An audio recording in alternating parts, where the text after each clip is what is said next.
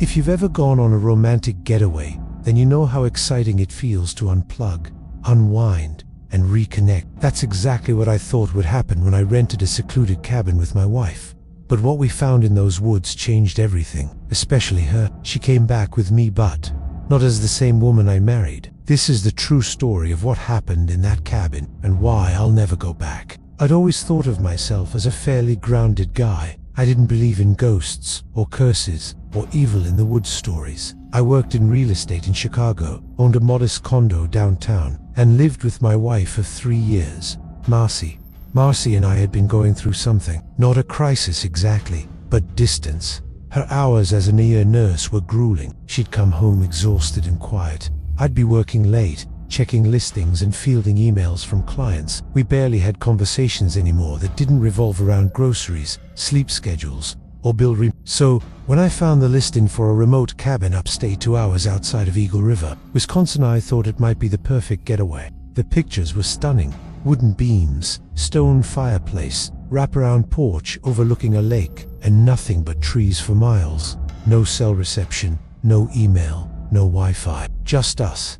I surprised her with the plan, booking it for a long weekend in early October. She smiled in that tired, worn-out way she always did lately, and said, "That actually sounds nice."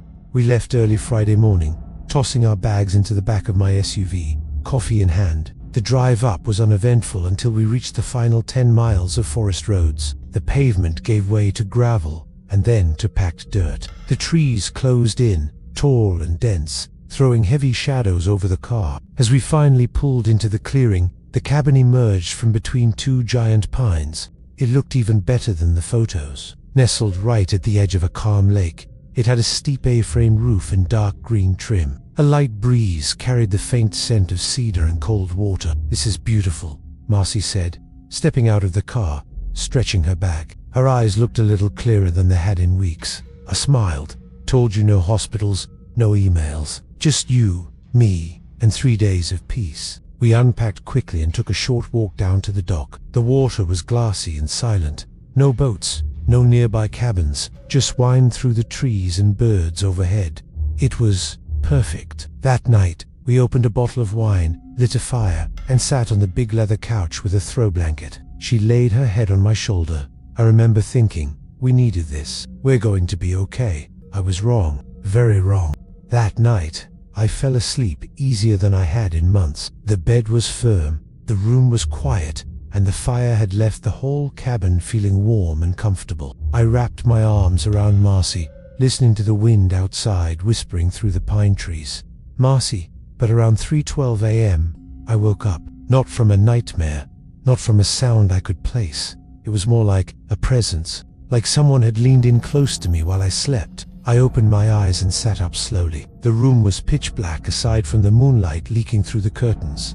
I looked around. The bed was empty. The space next to me was cold. "Marcy," I called out, my voice dry. No answer. I got out of bed and checked the bathroom. Nothing.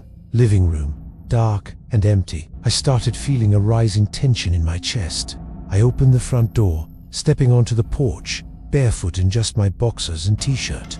That's when I saw her. Marcy was standing at the end of the dock, facing the lake. She wasn't moving. The air was cold, probably in the low 40s. Her nightgown blew slightly in the wind, her feet bare on the damp wood of the dock. I stepped toward her, calling again, "Hey, what are you doing?" She didn't respond. When I got closer, I realized she was murmuring something, quietly, over and over. It was too soft to hear clearly, but it sounded like, "He watches through the water. He watches through the water." I stepped closer.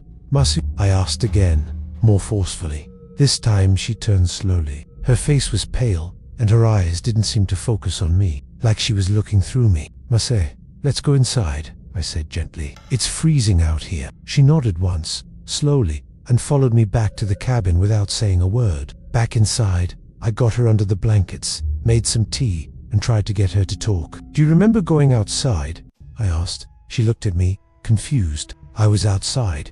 You were on the dock. You were saying something about someone watching." She laughed softly. "No, I don't remember that. I must have been sleepwalking or something." She brushed it off and closed her eyes again. Within minutes, she was asleep. I stayed up for a while, unnerved, before finally dozing off on the couch. In the morning, she seemed totally normal. She smiled, made breakfast, asked if I wanted to go on a hike.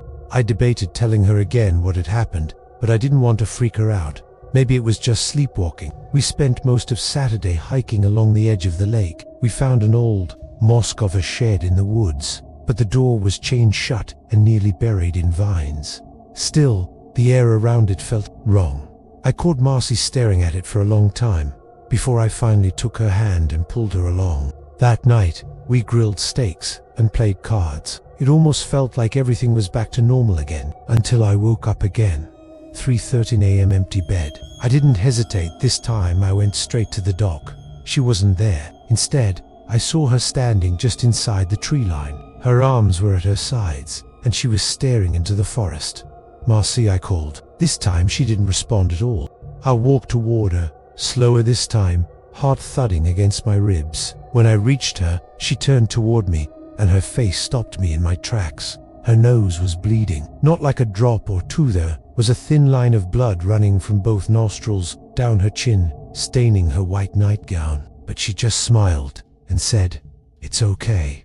He just wanted to see me tonight." I couldn't speak. I just led her back to the cabin, cleaned her face, and sat next to her until dawn. She didn't remember anything. By Sunday morning, I was fraying at the edges. I barely slept, too busy watching Marcy for signs that she might get up and wander again. Every creak in the cabin, every gust of wind outside, felt like a signal that something was off. Worse, Marcy was starting to change, not just in sleep, but in small ways during the day too. She had always been light-hearted, playful, affectionate, but now her touch lingered too long, like she was studying my skin. Her gaze would wander over me like she was seeing me for the first time or the last. Sometimes I'd catch her staring at the lake for minutes without blinking. That afternoon, I went into town for groceries and spotty cell reception. She stayed behind, saying she wanted to take a nap. When I returned an hour later, I found her in the bathtub, fully dressed, the water ice cold, her eyes wide open. I gasped, kneeling beside her. "What are you doing?" She blinked slowly, like waking up from a trance. "He wanted to know what drowning feels like," she whispered. I told him I could show him. I pulled her out, wrapped her in towels, and sat her by the fireplace. She seemed dazed, barely responding to my questions. Eventually, she fell asleep again on the couch, lips moving slightly, like she was talking to someone. That night, I stayed awake. At exactly 3:13 a.m., I heard the back door creak open. I sprang to my feet and followed her barefoot again down to the lake. But this time, she wasn't alone. Someone was in the water. A figure, barely visible in the moonlight, chest deep in the lake. Still, watching, I froze. Marcy was standing at the water's edge, whispering something to him or it. Her arms were raised like she was beckoning, inviting. The figure didn't move. Then she took a step forward into the lake. "No," I shouted, running toward her. She turned slowly, her face twisted in a strange smile. "He just wants company. He's so lonely." I grabbed her arm and yanked her back, dragging her across the wet sand, ignoring her protests.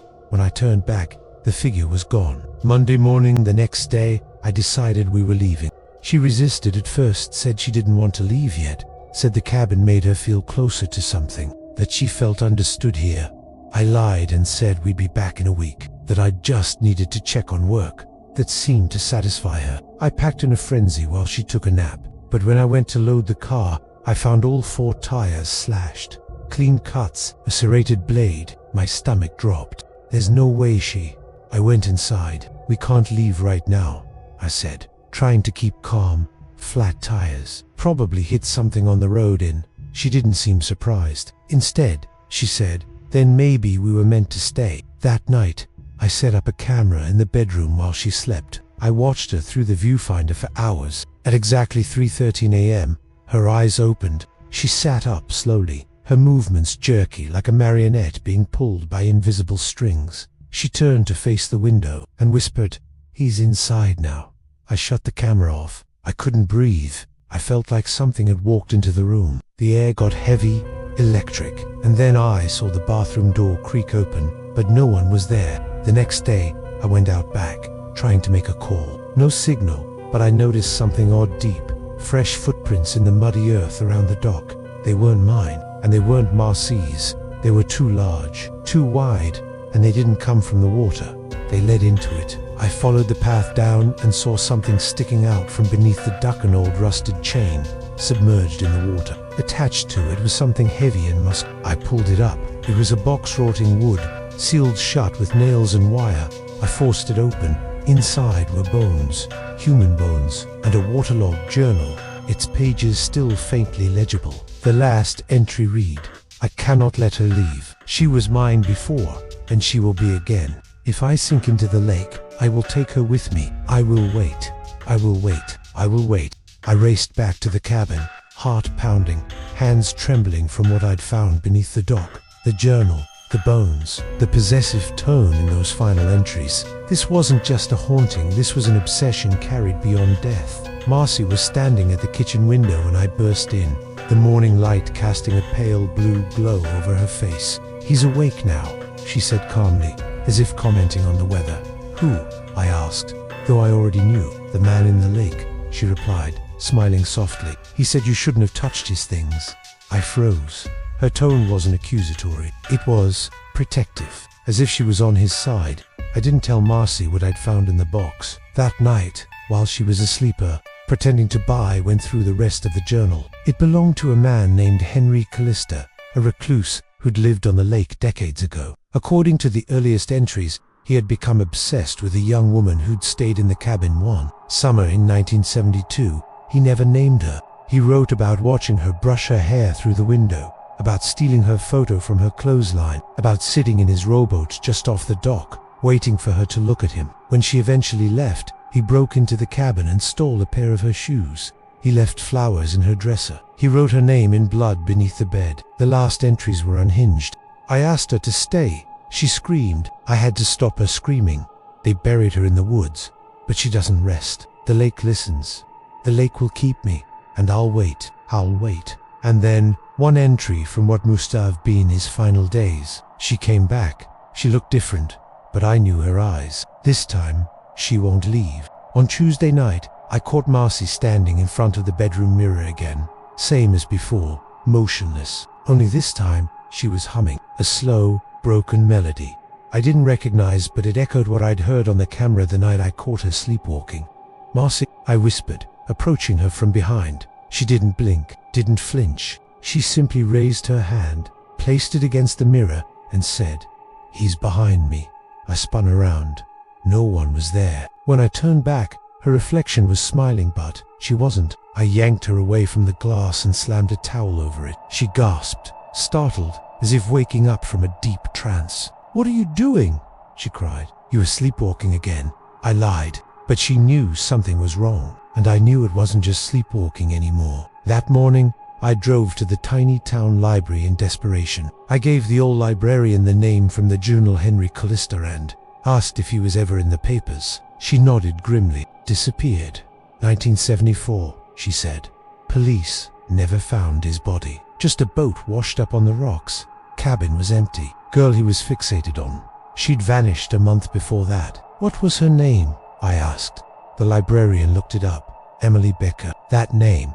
It meant nothing to me, but when I saw her photo on the microfilm page, my heart stopped. She looked exactly like Marcy. That night, I confronted my wife. I showed her the journal, the photos, the bones, everything. To my relief, she was horrified. She cried. She shook. She hugged me and told me she wanted to leave, but it felt off, too rehearsed, too sudden. I tested her, said we'd leave first thing in the morning, set the alarm for 6 a.m., but at 3:13 a.m., I woke up, alone. I grabbed the flashlight and ran outside. The lake was still. The moon was gone, and standing at the end of the dock was Marcy, only she wasn't wearing pajamas. She was in a white 1970s sundress, her hair tied in a ribbon. She turned to me, smiling faintly. "You're not him," she whispered. Behind her, something rose from the water, a dark figure, wet, glistening. It wrapped its arms around her waist and pulled her into the lake. I dove in after them, but there was no struggle, just silence, just darkness, and then I was alone in the water. It's been 5 days. The sheriff's deputies found me unconscious on the shore. No sign of Marcy, no footprints, no clothes. No record of our cabin rental though. I know I paid in cash. I showed them the journal, the bones. They say the box was empty. They say I hit my head. I'm home now, but sometimes, at exactly 3:13 a.m., I see wet footprints in the hallway, leading to the bathroom mirror.